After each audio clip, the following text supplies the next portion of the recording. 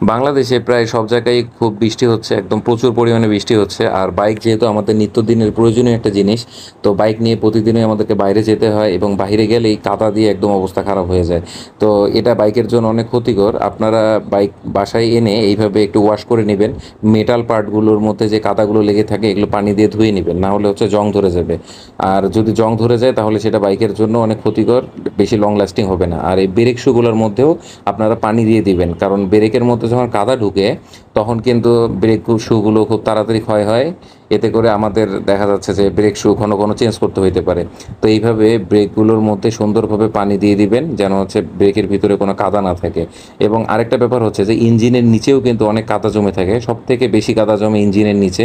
তো এই জায়গাটা খুব সুন্দরভাবে ওয়াশ করে নেবেন, যেন হচ্ছে কোনো রকম কাদা না থাকে। একদম যে ক্লিয়ার চকচকা করতে হবে এমনটা না, এক্সট্রা যে কাদাগুলো আছে সেগুলো আপনারা এইভাবে ফেলে দিবেন। আর